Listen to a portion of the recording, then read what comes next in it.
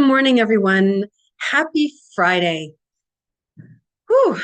We had quite the conversation with the group that meets me. Like we come together um, to discuss and to talk about and to mull through ideas to what's impacting us personally. And then also I tune into the global energy. So this is for everyone to shift whatever energy needs to shift or move, whatever stagnation within the body mind needs to move. And so, if you'd like to participate in these conversations, because that's really where I find the meat happens, you can reach out to me and I'd be so happy to share that link with you. Now, we need to move some things using anger as a catalyst to move sloth, expectations, assumptions, taking things personally, and then comparing yourself out of your body mind. Now, this can be stored in the heart, it could be stored in the gut, it could be even stored in your shoulder or up in your head. So, I'm going to link it to prefrontal cortex to do a search and not a retrieve, but a search and move, catalyzing healthy anger in a really gentle way to help anger move those consciousnesses out of your body mind wherever it may be impacting you. Oh, I could feel my tummy moving. I could feel anger moving through my body. And it's like a little flashlight going in and finding those areas where you avoid taking responsibility for yourself. You avoid actually doing the thing that will help you. It's actually incumbent upon you to treat yourself like someone you care for. It's incumbent upon you to take full responsibility for your life. Now we're going to drop expectations out of the pericardium. So I know that, people have New Year's resolutions, and I think they come in hot with them. People make grand expressions of promises to themselves, and then those are not able to be sustained. So yes, have you want something to shift in your life. You've noticed something needs to be different. Amazing. That's the first step. Let's say it's your body. Let's say you'd like to shed 20 pounds. This is what's coming up. You can say, even if it's to make more money or to change or to heal a relationship that you have in your life, or even to attract a partner. Well, you need to take an honest look, really honest look at those places that need a little bit of shining. We're not perfect. We're not perfect. And avoidance, there's already a shift happening here. Victim, comparing yourself can lead to sloth. Like, oh, I'll never be as pretty as Sue down the street. Okay, maybe not, but that doesn't mean that you can't do something for yourself now, right? So it's not bringing in these huge expectations for yourself. Like, I'd like to lose 50 pounds in 1 month. It's impossible. Okay, you're going to hurt yourself. But you can make those little decisions every little part of your day.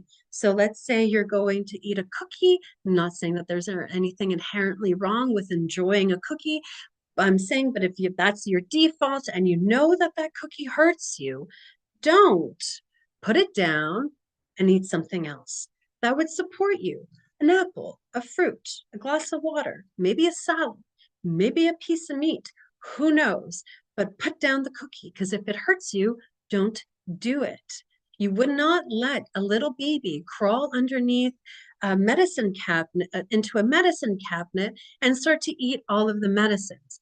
Don't treat yourself like someone you actually care about. That doesn't mean I get to do whatever I want. Whatever I want may hurt me. Maybe I need to rein in my finances, for example. You can see, for maybe you want to bring in more money, but you're spending frivolously. Well, then it would be up to you to take a look at all the places that you're spending your money frivolously and do something about it. Take responsibility for it and shift it a little bit at a time. Now I'm hearing all those yeah buts within the pericardium come up. Yeah, but, yeah, but. Doesn't matter. Okay, you have every single reason to be a victim. Yes, bad things happen to everyone. I don't know anyone who's come out of this life unscathed. Even if you've had a wonderful life and you've had every opportunity and your life has been golden, at some point, someone dies, and that's suffering. No one comes out of this life unscathed. And you can pass it down the line until the line ends infinitum and say, well, I had no choice. There is always a choice. There we go. So we're going to move this gunk out of the pericardium. It's like sludge. It really feels like sloth, lethargic. And oh, that feels like a pang into my heart. Comparing yourself. It could even be comparing yourself to when you were 20. My God, what I was, the energy that I had when I was 20 and the body that I had when I was 20 is not my body of a 48-year-old woman. It just changed. It's not bad, it's just different. And change is natural. The body will change, your life will change, relationships change. And it's being stuck in that old thinking that keeps you in this victim space. We need to shift that out of the pericardium. So running hydration, active memories, no choice, comparing, taking things personally, proof. You see, this proves this and that about me. I'm going to dump that out of the pericardium. It's like so disjointed. It almost feels separate.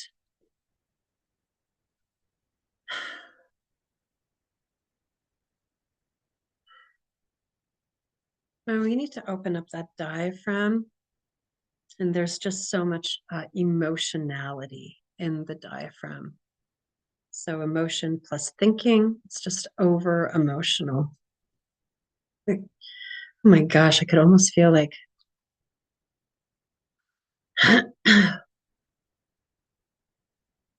feel like I'm taking a hit to the chest.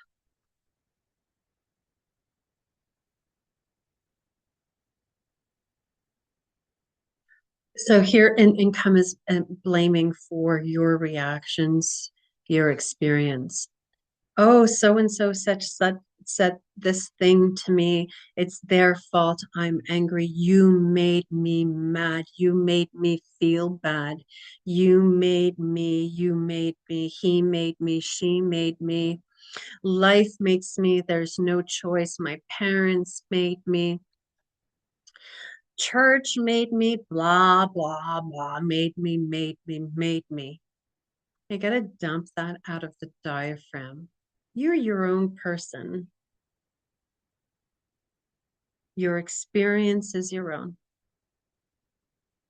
Why is it that sometimes when someone says something to you, there's no reaction, and other times you're triggered? Because whatever is within you is was in you a long time before anyone said anything. And in comes the adaptive immune system going, do not show me that. Do not show me my wounding. Do not show me where I can improve. Do not show me what I do not know. Do not show me.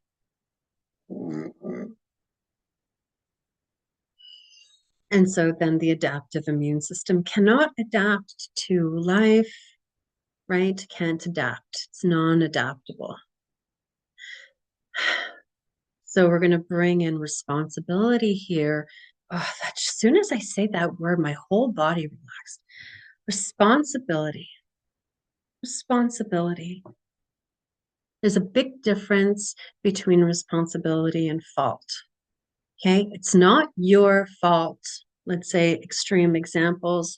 Your parents hit you when you were little, but it is absolutely your responsibility to take charge of your healing from that wound.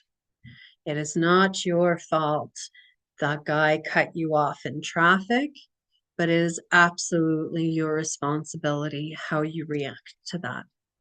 It's not your fault. Let's say finances get tight, but it is absolutely your responsibility to do something about it. It's not your fault. It's no one's fault. There's no fault. Fault is of the past. It's going back and searching for all of the mistakes that you made, other people made, and trying to lay blame on fault. It's not fault. It's not your fault. It's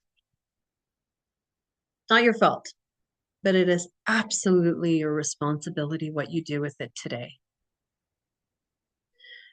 Oh, that just relaxed the whole system. This feels like being stuck in fault is like you're waiting for someone to save you from whatever it is you're experiencing.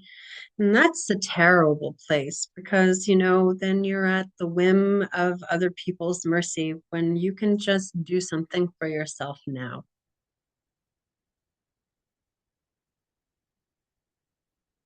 And then it's like, well, I couldn't possibly look for a different job. I'm just going to stay in this mess because if I quit, that means I'm a quitter and I didn't do a good job or blah blah blah blah blah.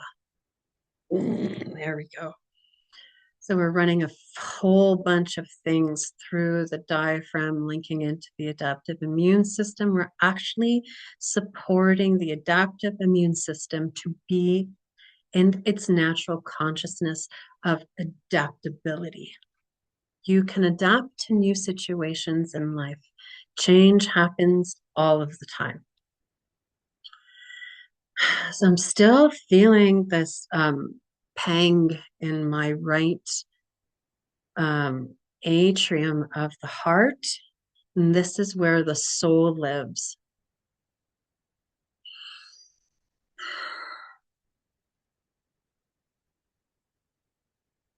We're doing a, what are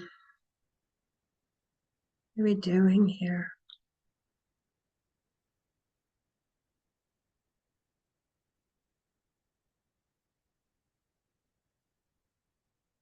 We got to link up that wisdom. We got to bring in harmonization and wisdom of the heart back into the system. Mind has no place in the heart. But sometimes the heart gives rise to thoughts.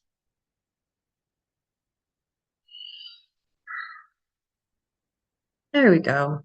Oh, that helped. Oh, I could breathe now. Now we're just balancing the head brain.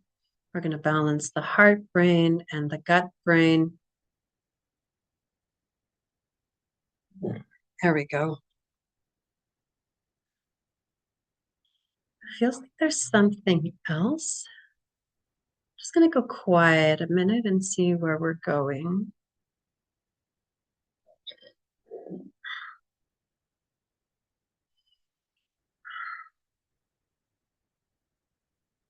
So we're going to anchor this whole session. We're going to bring in a roving satellite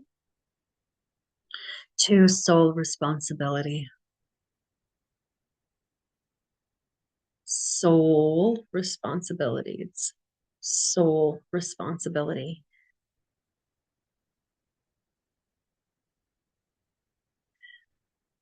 If you're curious about what that is, then reach out and I'd be happy to put on a class, or I'd be happy to lead you through a soul responsibility process. All right, I'm tapping this in here.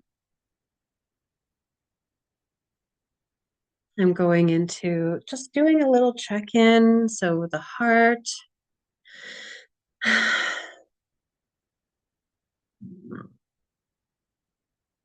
The diaphragm feels like it's moving. There's some flexibility, and the adaptive immune system feels a little bit more flexible. Wonderful. All right. Well, that was quite the doozy of a session. Please drink lots of water and rest. And if you have any feedback, any questions, or would like are curious about soul responsibility, please reach out and I'd be happy to help. See you all next week.